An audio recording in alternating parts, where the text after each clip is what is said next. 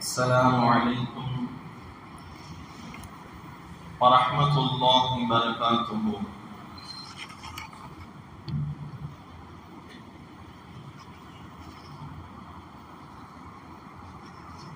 الحمد لله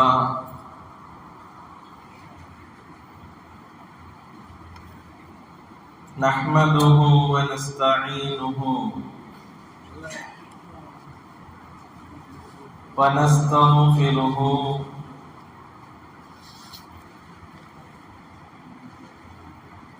ونؤمن به ونتوكل عليه ونعوذ بالله من شرور أنفسنا ومن سيئات أعمالنا من يهد الله فلا مضل له ومن يضلله فلا هادي له وأشهد أن لا إله إلا الله وحده لا شريك له وأشهد أن سيدنا ونبينا ومولانا محمدا عبده ورسوله. أما بعد، قال الله تعالى في القرآن العظيم في الفرقان المجيد: أعوذ بالله من الشيطان الرجيم، بسم الله الرحمن الرحيم. واعبدوا الله ولا تشركوا به شيئا وبالوالدين إحسانا وبذي القربى واليتامى والمساكين والجار ذي القربى والجار الجنب والصاحب بالجنب وابن السبيل. قال نبينا عليه الصلاة والسلام: من كان يؤمن بالله واليوم الآخر فلا يؤذ جاره. صدق رسول الله صلى الله عليه وسلم. رب اشرح لي صدري ويسر لي أمري واحلل عقدة من لساني يفقهوا قولي. سبحانك لا علم لنا إلا ما علمتنا إنك أنت العليم الحكيم. புகழனைத்தும் அல்லாஹ் ஒருவனுக்கே உரித்தாகட்டுமாக.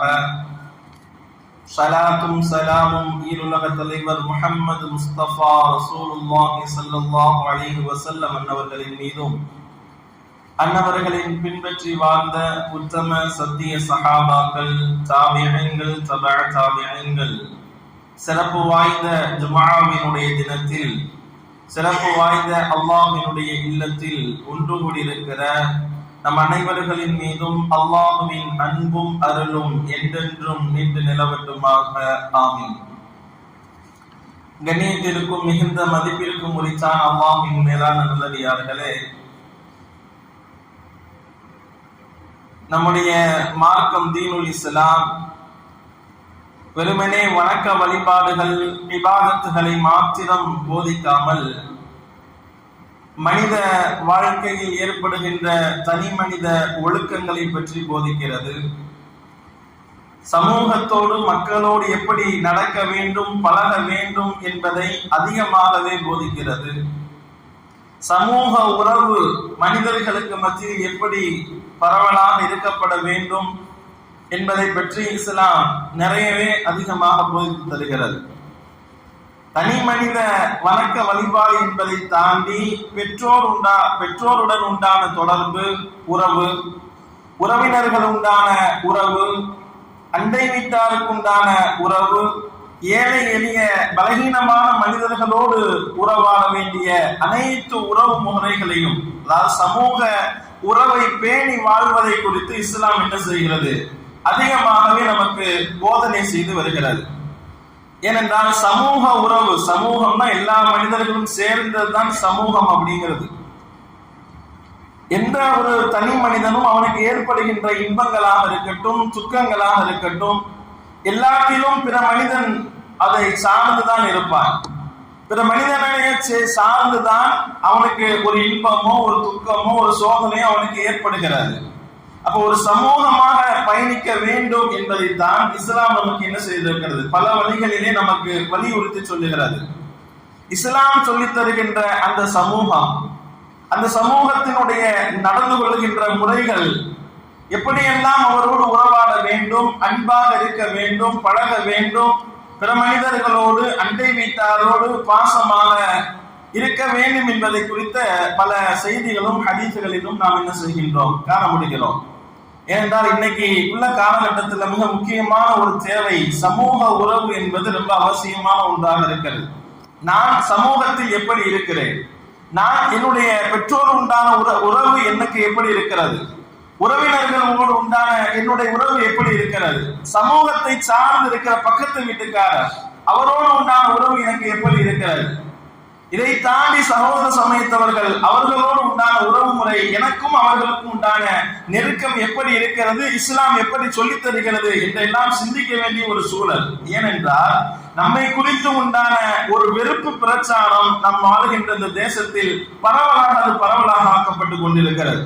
நம்முடைய பெயரை சொன்னாலோ அல்லது நம்முடைய மதத்தை குறிப்பிட்டு பேசப்பட்டாலோ அவர்கள் மீது உண்டான ஒரு வெறுப்பு மற்ற மக்களுக்கு வருகின்ற அளவுக்கு உண்டான வெறுப்பு பிரச்சாரங்கள் அதிகமாக பரவலாக என்ன செய்கிறது. சமீப காலங்களில் எந்த நிகழ்வுகள் நடந்தாலும் அந்த நிகழ்வோடு நம்மை சம்பந்தப்படுத்தி பேசி, தொடர்பு படுத்தி பேசி ஒரு வெறுப்பு உணர்வை மக்களுடைய மனதிலே பதிய வைக்கப்படுகின்ற ஒரு காலத்தில் வாழ்ந்து கொண்டிருக்கிறோம். இந்த நேரத்துல நமக்கு மத்தியில உண்டான உறவுகள் எப்படி இருக்கிறது, முதல் நமக்கு மத்தியில நமக்கு உண்டான ஒருவருக்கு உண்டான உறவு, தொடர்புகள், பழக்க வழக்கங்கள், அன்புகள், நேசம், நெருக்கம் எப்படி இருக்கிறது, பிற சமூகத்தோடு உண்டான நெருக்கங்கள் எப்படி இருக்கு, எல்லாத்துக்குமே இஸ்லாம் வழிகாட்டி தருகிறது. எல்லாத்தையும் இஸ்லாம் வழிகாட்டி தருகிறது. எல்லாரோடும் நீ அன்போடு நெருக்கமாக பழக வேண்டும். பெருமானார் ஸல்லல்லாஹு அலைஹி வஸல்லம் அவங்க மக்காவில நபியாக தேர்வு செய்யப்படுவதற்கு முன்னாலும் சரி, மதீனாவிற்கு வந்த பின்னாலும் சரி, இபாதத்துகள் எல்லாம் கடமையாக்கப்படுவதற்கு முன்னால் பெருமானார் ஸல்லல்லாஹு அலைஹி வஸல்லம் அவங்க செய்த மிக முக்கியமான ஒரு பணி என்னன்னா, சமூகத்தை ஒன்றிணைத்தார்கள். எல்லாத்தையும் ஒருவருக்கொருவர் அன்பு காட்ட வேண்டும், பரஸ்பரத்தோடு நடந்து கொள்ள வேண்டும் என்கின்ற அந்த ஒருங்கிணைப்பை பெருமானார் ஸல்லல்லாஹு அலைஹி வஸல்லம் கையில் எடுத்தார்கள். முதல்ல நபித்துவம் கொடுக்கப்படுவதற்கு முன்னால் கஅபத்துல்லா அது செப்பனிடப்படுகிறது. அது பழுதடைந்ததை சரி செய்யறாங்க. அந்த சரி செய்கின்றப்ப ஹஜ்ருல் அஸ்வத் கல்லை எடுத்து வைக்க வேண்டிய நேரம் வருகிறது. அந்த நேரத்துல அந்த அரபுகள் மக்கள் இடத்துல ஒரே சண்டை. நான் எடுத்து வைப்பேன், என்னுடைய குடும்பம் எடுத்து வைக்கும், என்னுடைய குடும்பம் தான் பெருசு, நாங்க தான் எடுத்து வைப்போம். பயங்கரமான சண்டை அவங்களுக்கு மத்தியில. அன்னைக்குள்ளதெல்லாம் எப்படின்னு சொன்னா, உன்னுடைய இப்ப சாதாரண நம்ம பேசி ஒருவர் மிரட்டுவோம் தெரியுமா, என் கோவம் வந்துச்சுன்னா என்ன ஆகுன்னு தெரியாது, பாத்துக்க, நீ எப்படி இருக்குன்னே தெரியாது, அப்புறம் வேற மாதிரி ஏதாவது ஆயிடும், இந்த மாதிரி நம்ம சர்வசாதாரணமா பேசுற வார்த்தை. அது மாதிரி அன்னைக்கு அரபுகள் பயன்படுத்தி கொண்டு இந்த வார்த்தை என்ன தெரியுமா, உன்னைய கொலை செஞ்சு உன்னுடைய மண்ட ஓட்டுல உன் ரத்தத்தை எடுத்து குடிக்கணும் அப்படிங்கிற வார்த்தை. இது எவ்வளவு கொடூரமான வார்த்தை தெரியுமா. எதுக்கு சொல்றோம்னா, அந்த அளவுக்கு பகைகள் அவங்களுடைய உள்ளத்துல இருந்துச்சு. இப்படி சாதாரணமா பேசிக்குவாங்களா அந்த வார்த்தைய. அப்ப அந்த கல்லை எடுத்து வைக்க வேண்டிய நேரம் வருகிறது. எல்லாருக்கும் மத்தியில சண்டை வருது, ஏன் குடும்பம் வைக்கணும், உன் குடும்பம் வைக்கணும். பெருமானார் ஸல்லல்லாஹு அலைஹி வஸல்லம் வருகிறார்கள், வந்து அதற்கு ஒரு தீர்வை ஏற்படுத்துறாங்க. எல்லாத்துக்கும் மத்தியிலே ஒரு இணக்கத்தை உருவாக்குகிறார்கள். ஒரு போர்வையை விரிங்க, அந்த போர்வையில ஹஜ்ருல் அஸ்வத் கல்லை வையுங்கள். ஒவ்வொரு குடும்பத்தாரும் வந்து அந்த போர்வையினுடைய மூலைகள் எல்லாம் எல்லாருமே பிடிச்சுக்கங்க, எல்லாரும் பிடிச்சு தூக்கிட்டு வாங்க, அந்த இடம் வரவும் நான் எடுத்து அந்த கல்லை அந்த இடத்துல பொறித்து விடுகிறேன் என்று பெருமானார் ஸல்லல்லாஹு அலைஹி வஸல்லம் அங்கு நடக்கின்ற ஒரு பிரச்சனைகளுக்கு ஒரு தீர்வாக பெருமானார் எதை காட்டி தருகிறார்கள், நீ எல்லாம் ஒன்றிணைந்து செய்யப்பா, சமூகத்துல நீ என்ன செய், ஒன்றிணைந்து நீ செயல்படு அப்படிங்கிற ஒரு விதையை பெருமானார் ஸல்லல்லாஹு அலைஹி வஸல்லம் நபித்துவம் கொடுக்கப்படுவதற்கு முன்னாலே இந்த நிகழ்வு நடந்துருச்சு. ரசூலுல்லாஹ்வுடைய 40 வயதிற்கு முன்னால் இந்த நிகழ்வு நடக்கிறது. அப்புறம் மக்காவில் வாழ்றாங்க, ஹிஜ்ரத் செய்யறாங்க, மதீனாவுக்கு வர்றாங்க. மதீனாவினுடைய நிலையம் என்ன தெரியுமா, அங்கேயும் 2 குரூப்புக்கு மத்தியில சண்டை. பிரபலமான ஹதீசுகள்ல வரும், அவுஸ் ஹஸ்ரஜ் என்று சொல்லுகின்ற குடும்பத்தார். பெரிய பெரிய விஷயத்துக்கெல்லாம் கிடையாது, என் ஏரியாவில் நீ வரக்கூடாது, என் தெருவுக்குள்ள நீ வரக்கூடாது, நீ எங்கிட்டாவது போறதா என் ஏரியாவை தான் இல்லாம சுத்தி தான் போகணும், என் ஏரியாவுக்குள்ள வந்து நாங்க வேற ஆளு நீங்க வேற ஆளு. கோத்திரத்தார்களுக்கு மத்தியில உண்டான சண்டை இதெல்லாம் அப்படி அன்னைக்கு இருந்துச்சு. அவுஸ் ஹஸ்ரஜ் என்று சொல்லுகின்ற பிரபலமான 2 குடும்பத்தார்கள் கோத்திரத்தார்களுக்கு மத்தியில ஏற்படுகின்ற மிகப்பெரிய ஒரு சண்டாது, போர்க்களங்களாக சண்டைகளாக ஒருவருக்கொருவர் தாக்கிக் கொள்ளுகின்ற, கொலை சொல்லிக் கொண்டிருந்த வரலாற்று ஆசிரியர்கள் பதிவு செய்வார்கள். 1 வருஷம் 2 வருஷம் இல்ல, 100 வருஷத்திற்கு மேலாக நடைபெற்று வந்த மிகப்பெரிய ஒரு பிரச்சனை. பெருமானார் ஸல்லல்லாஹு அலைஹி வஸல்லம் அதை மாத்தி காட்டினாங்க. அவங்களை ஒன்றிணைத்தார்கள். அவர்களை எந்த அளவுக்கு மாத்தினாங்கன்னா எல்லாத்தையும் ஒன்னா நிப்பாட்டினாங்க. அல்லாஹ் குர்ஆன்ல அவர்களை பற்றி புகழ்கின்ற அளவுக்கு இன்றைக்கும் அவர்களைத்தான் நாம் பேசுகின்றோம். அன்சாரி சஹாபாக்கள் என்று சொல்லுகின்றோமே, அவர்கள் யாரும் இல்ல, அந்த குடும்பத்தை சார்ந்தவர்கள் தான். மதீனாவிலே வாழ்ந்து வந்த அந்த 2 பிரிவை சார்ந்தவர்கள் தான். அப்ப அந்த 2 பேருக்கு மத்தியில் ரசூலுல்லாஹ் ஏற்படுத்திய முதல் உறவு என்ன தெரியுமா? சமூக உறவு. நீ சமூகத்தோடு பழகிறப்ப, பிற மக்களோடு பழகுகின்ற அந்த பழக்க வழக்கங்களிலே அந்த உறவு முறைகள் நெருக்கமாக இருக்க வேண்டும் என்பதை அருமை நாயகம் ஸல்லல்லாஹு அலைஹி வஸல்லம், அதுதான் இந்த சமுதாயத்தினுடைய அடிப்படை வெற்றி. வணக்க வழிபாடுகளை எல்லாம் தாண்டி நீ ஒரு சமூகமாக, ஒரு மஹல்லாவாக இருக்கிறப்ப அந்த ஒரு மஹல்லாவில் எல்லாருடைய உள்ளங்களும் இணைந்து இருக்க வேண்டும். ஒருவருக்கொருவர் அன்பு பாராட்டி, ஒருவருக்கொருவர் இணக்கமாக மகிழ்ச்சியாக வாழ வேண்டும் என்பதை, அதுதான் ஒரு சமூகத்திற்கும் ஒரு மஹல்லாவிற்கும் உண்டான அழகான கட்டமைப்பாக பெருமானார் ஸல்லல்லாஹு அலைஹி வஸல்லம் என்ன செய்தார்கள்? உருவாக்கி தராங்க. இந்த சமூக உறவை ரசூலுல்லாஹ் முதல்ல ஏற்படுத்துறாங்க. முதல்ல சண்டை போறதை நிப்பாட்டுங்க. உங்களுக்கு மத்தியில ஏற்படுகின்ற பிரச்சனைகளை நிப்பாட்ட காரணம் என்ன தெரியுமா? இன்னைக்கு வெளியில நமக்கு எதிராக ஒரு கும்பல் நம் மீது வெறுப்பை கட்டி கொண்டிருக்கிறது, பரப்பிக் கொண்டிருக்கிற அந்த சூழலிலே நமக்கு மத்தியில இணக்கங்கள் இல்லாமல் போவது என்பது அவர்களுக்கு பல வகையில என்ன செய்கிறது? சாதகமாக அமைகிறது. இன்னைக்கு இந்த நவீன காலத்துல எல்லாமே ஒருவருக்கொருவர் பேசுறது குறைஞ்சிருச்சு. அதாவது பெரிய சிட்டி எல்லாம் பாத்தீங்கன்னா எல்லாம் அபார்ட்மெண்ட்ல தங்கியிருக்கவங்க பக்கத்துல யார் தங்கியிருக்கானே தெரியாது. பக்கத்துல யார் இருக்கா, யார் வரோம், எத்தனை மணிக்கு வர்றாங்க போறோம், அதாவது வந்தோமா, காலைல எந்திரிச்சோமா, வேலைக்கு போனோமா, நைட்டு வந்தோம், படுத்தோம், கதவு முன், இந்த மாதிரி ஒருவர் பக்கத்துல இருக்கிறவர்கிட்ட பேசுறது கூட நேரம் இல்லாத ஒரு சூழல்ல நாம் வாழ்ந்து கொண்டிருக்கிறோம். கல்யாண வீடுகள் ஒரு காலங்களில எல்லாம் ஒரு 5-6 நாளைக்கு முன்னால வந்து நம்முடைய சொந்தங்கள் எல்லாம் ஒன்றாக அமர்ந்து ஒரு வாரத்துக்கு நம்முடைய வீட்டுல உணவுகள் ஆக்கி போட்டு எல்லா அண்ணன் தம்பி தங்கச்சி எல்லா உறவுகளும் சேர்ந்து உணவு சாப்பிட்டு கல்யாணத்தை முடிச்சுட்டு போகின்ற காலம் போகிற வேகத்துல அந்த நேரத்துல வர்றோமா, நிக்கா மஜ்லிஸ் நேரத்துல வர்றோமா, சாப்பிட்டோமா, கையை கொடுத்தோம், ஒரு போட்டோ எடுத்தோம், போறோம் அப்படிங்கிற ஒரு கால சுருக்கம். எதுக்கு சொல்றேன்னா, மனிதர்களோடு இருக்கின்ற அந்த தொடர்பு இருக்கிறது அல்லவா குறைஞ்சிருக்கு. இன்னைக்கு ரொம்ப நம்ம யோசிக்க வேண்டிய ஒரு முக்கியமான ஒரு சப்ஜெக்ட் இது. ஏன்னா நம்ம ஒருவருக்கு மத்தியில் இருக்கின்ற அந்த உறவு தான் நம் சமூகத்தையே பலப்படுத்தும். அதனால ஆரம்பத்துல ரசூலுல்லாஹ் செஞ்சதை நாம் சொன்னோம். முதல்ல உங்களை ஒருங்கிணைச்சார் பெருமானார் ஸல்லல்லாஹு அலைஹி வஸல்லம் அவர்கள். வெறுப்போடு நீங்க இருந்தீங்கன்னு சொன்னா நம்ம செய்யற அமலே வேஸ்ட்.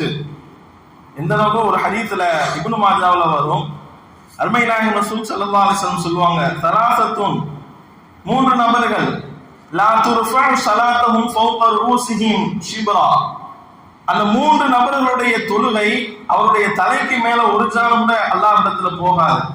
அவர் பாக்குறதுக்கு நல்லா தாடியெல்லாம் வச்சுட்டு பெரிய ஜிப்பா போட்டு நல்லா இருக்கிறாரு, நல்லா அபாலம் போட்டு நல்லா பாக்குறதுக்கு பெரிய ஆளா தெரிகிறார்.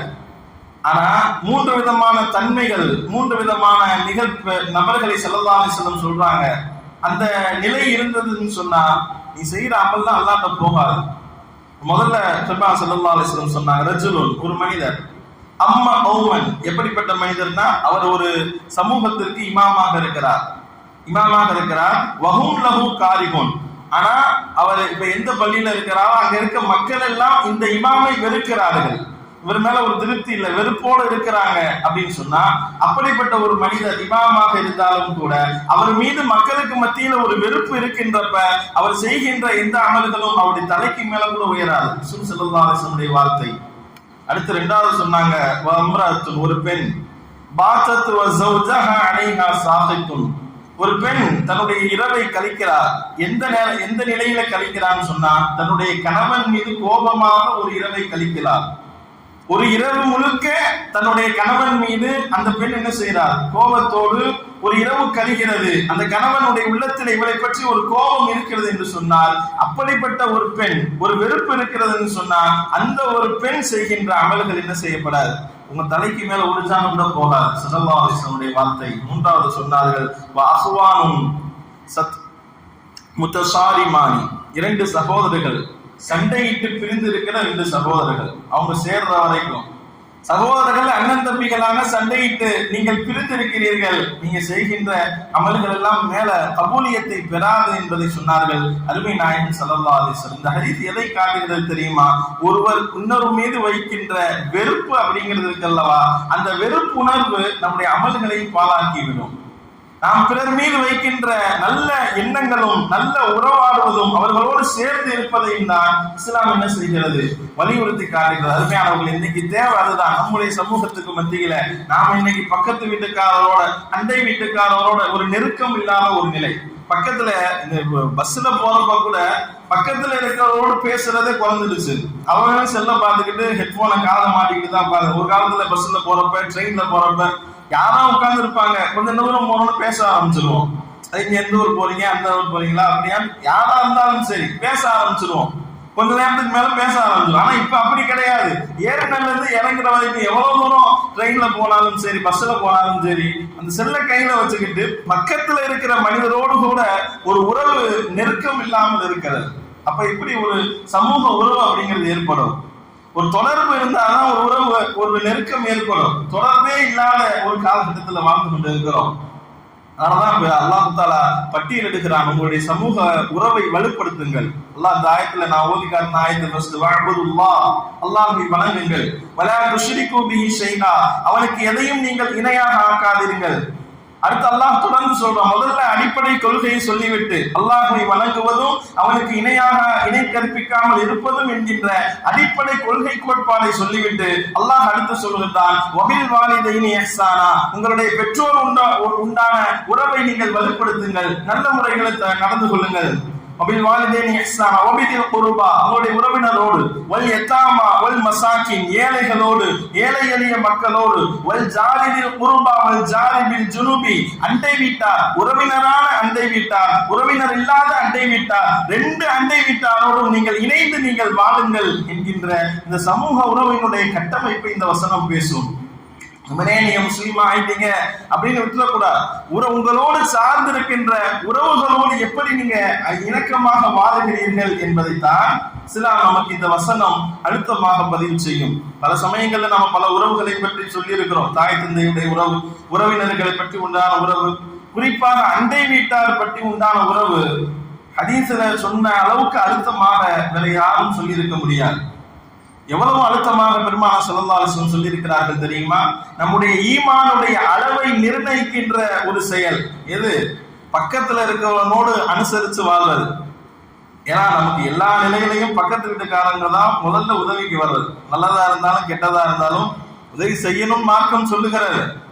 பொதுவா இயற்கையாகவே பக்கத்துல ஏதாவது நம்ம வீட்டுல ஆபத்துனா டக்குன்னு பக்கத்துல இருக்கவங்க தான் கூப்பிடுவோம். ஏதாவது ஒரு நல்லது கெட்டது ஆயிடுச்சுன்னா முதல்ல பக்கத்துல இருக்கவங்க தான் உதவிக்கு வருவாங்க.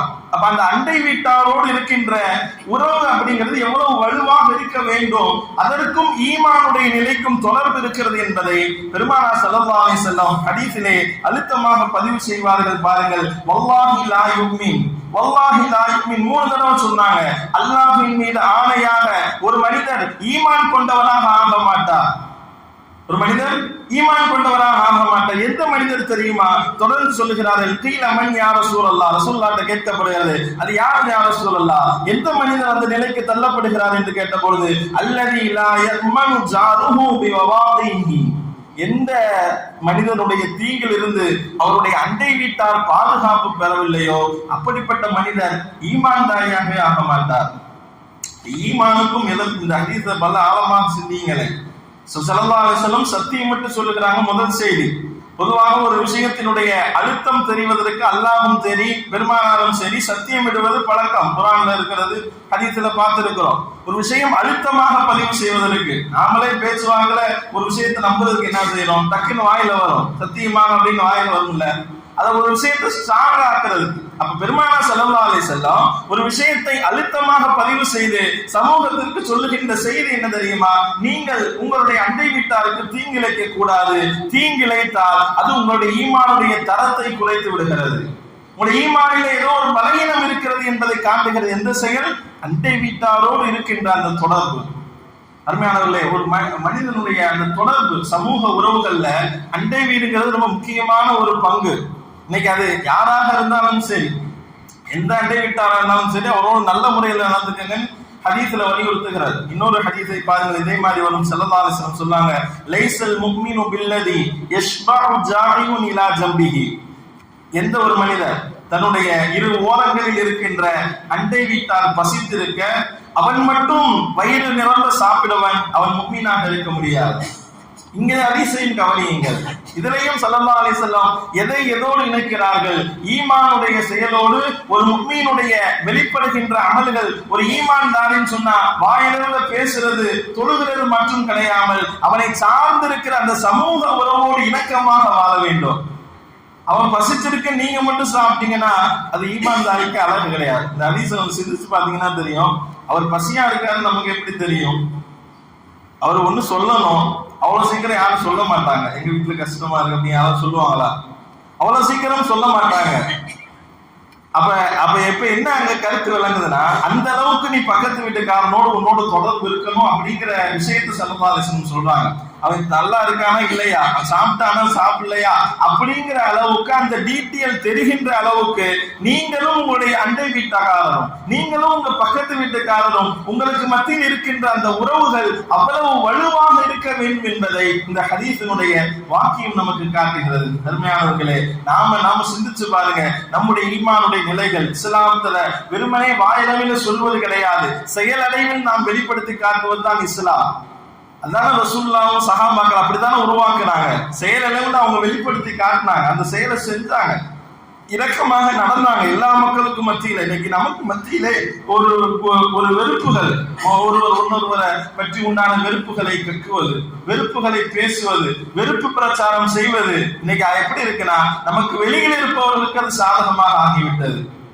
ஏற்கனவே நமக்கு வெளியில ஒரு மிகப்பெரிய ஒரு குழு நமக்கு எதிராக ஒரு வெறுப்பை இந்த நாம் வாழ்கின்ற தேசத்துல தொடர்ந்து பதிய வைத்துக் கொண்டிருக்கிற அந்த சூழலிலே நமக்கு மத்தியில் இருக்கின்ற அந்த வெறுப்புகள் களையப்பட வேண்டும் என்பதை நாம் சிந்தித்து பார்க்க வேண்டும். நீங்கள் அன்போடு இருங்கள், மார்க்கம் அதைத்தான் வழிகாட்டுகிறது. பக்கத்து வீட்டுக்காரனா, நண்பனா, நெருக்கத்தோடு இருங்க. நல்ல ஒரு தொடர்பு வலுவான, யாரா எந்த பக்கத்து வீட்டுக்காரராக இருந்தாலும் சரி, முஸ்லீமாக இருந்தாலும் சகோதர சமயத்தை சார்ந்த நண்பராக இருந்தாலும், இன்னும் சொல்ல போனா அவங்களோட இன்னும் முகமகிழ்ச்சியோடு நடந்து கொள்வது, சிரித்த முகத்தோடு அவர்களை சந்திப்பது, இதெல்லாம் மார்க்கம் சொல்லி தருகிற விஷயங்கள். இதெல்லாம் செயல் வழியில நமக்கு வரணும். சொல்லிட்டு போறதோ கேட்டுட்டு போறதோ கிடையாது. அந்த சமூக உறவு அப்படிங்கிறது வலுவாக இருக்க வேண்டும். நமக்கு பக்கத்துல இருக்கவங்களுக்கு மத்தியில.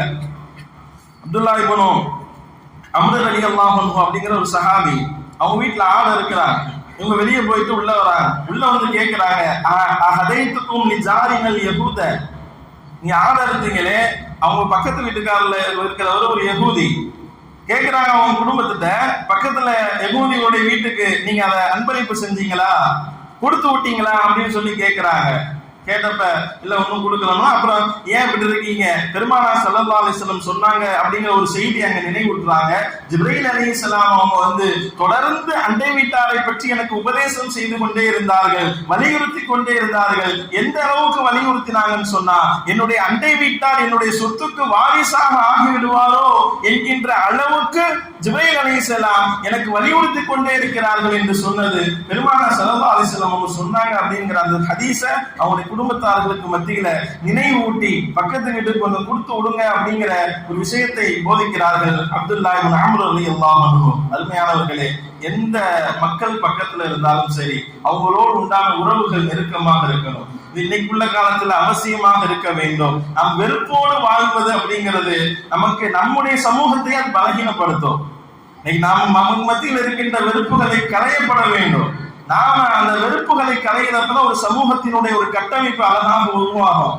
உதாரணத்துக்கு சொல்றேன், இறைவன் ஒருவருக்கு முன்னால் இருந்து கேட்டாரா, அதாவது ஏன்பா உனக்கு எது வேணாலும் கேளு, நீ எது கேட்கறியோ அதை உனக்கு ஒண்ணு கொடுத்துருவேன், உன் பக்கத்து வீட்டுக்காரனுக்கு 2ஆ கொடுப்பேன் அப்படின்னு சொல்லி கேட்டாராம். அதுக்கு அந்த மனிதர் சொன்னாரா, அந்த மனிதர் யோசிக்கிறாரா, நமக்கு வீடு கேட்டா பக்கத்துல இருக்கவனுக்கு 2 வீடு கிடைச்சிடும் கூடாது, நமக்கு கார் கேட்டா பக்கத்துல இருக்கவனுக்கு 2 கார் கிடைச்சிடும், வேணாம். 3ஆவது நினைச்சாரா, எனக்கு ஒரு கண்ணை எடுத்துரு அப்படின்னு சொல்லி கேட்டா, ஏன் அவருக்கு ஒரு கண்ணை எடுத்துட்டா பக்கத்துல இருக்காங்க 2 கண்ணு போயிடும். இந்த உதாரணத்தை எதுக்கு எழுதுறாங்கன்னு சொன்னா, இன்னைக்கு இருக்கிற நிலைகள், பகைமைகள் எல்லாம் வேரூன்றி போய் கிடக்கிற ஒரு பக்கத்தில் இருக்கவரை அரவணைக்காத ஒரு சூழலை ஏற்படுத்தி இருக்கிறது. இப்ப இந்த நிலை இருக்கக்கூடாதுன்னு மார்க்கம் சொல்லுது.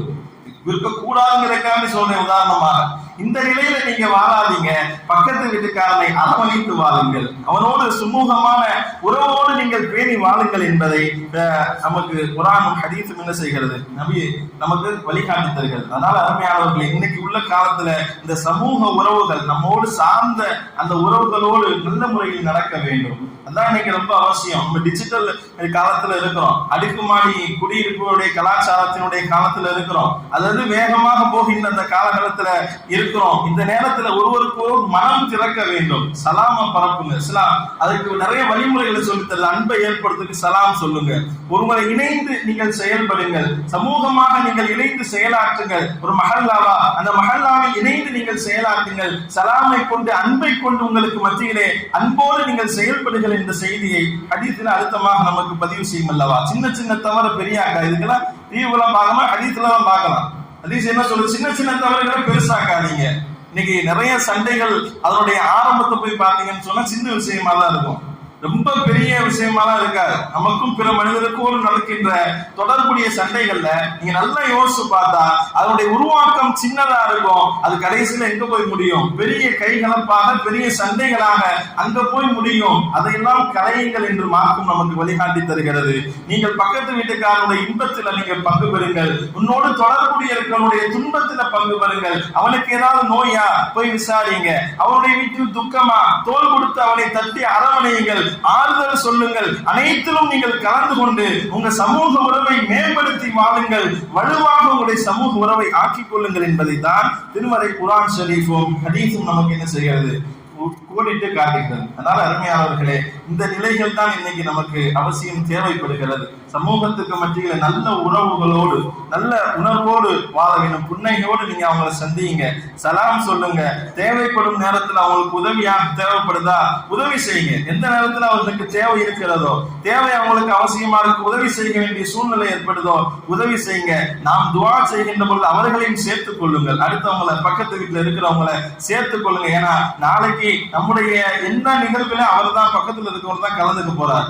ஏன் நாளைக்கு நம்ம ஜனாசாவை தூக்கிட்டு போற கூட அவராக இருக்கலாம்ல இல்லையா? அந்த நிலைகள் எல்லாமே அப்ப ஆரம்பத்துல இருந்து கடைசி வரைக்கும் நமக்கு வருகின்ற ஒரு நெருங்கிய உறவு முறை அப்படின்னு சொன்னா அது அண்டை வீட்டார் தான். அது எந்த அண்டை வீட்டாராக இருந்தாலும் அவரோடு சுமூகமான முறையில் நீங்கள் உறவாட வேண்டும் என்பதை இஸ்லாம் அழுத்தமாகவே பதிவு செய்கிறது.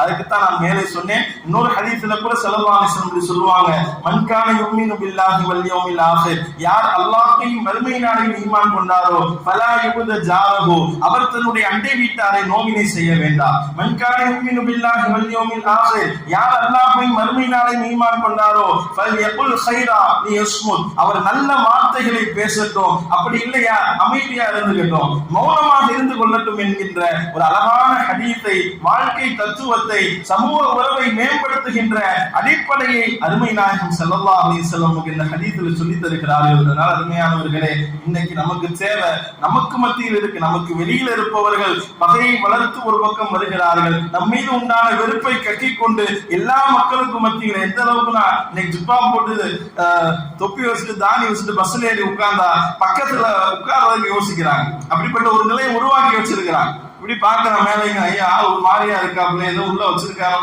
அப்படிங்கிற ஒரு சிந்தனை எல்லாம் செய்யப்பட்டிருக்கு, விதைக்கப்பட்டிருக்கிறது மக்கள். இந்த நேரத்துல நாம சமூக உறவோடு அரவணைத்து வாழ்வது, நமக்குள்ளாக இருக்கின்ற பகைமையை கலைத்து அன்போடு இணக்கமாக ஒரு சமுதாய கட்டமைப்போடு வாழ்வது என்பது அவசியமாக இருக்கிறது. அதைத்தான் இஸ்லாத்துல ரசூலுல்லாஹ் ஆரம்பத்துல செய்தாங்க. அந்த கட்டமைப்பை தான் முதல்ல உருவாக்கினாங்க. அன்பாக இருங்க, பாசமாக இருங்க, இணக்கமாக இருங்க, சண்டை போடாதீங்க, இதைத்தானே முதல்ல ரசூலுல்லாஹ் உருவாக்கினாங்க. நல்லா யோசிப்பாங்க. பெருமானார் ஸல்லல்லாஹு ஆரம்பத்திலே சொன்னதுதான்.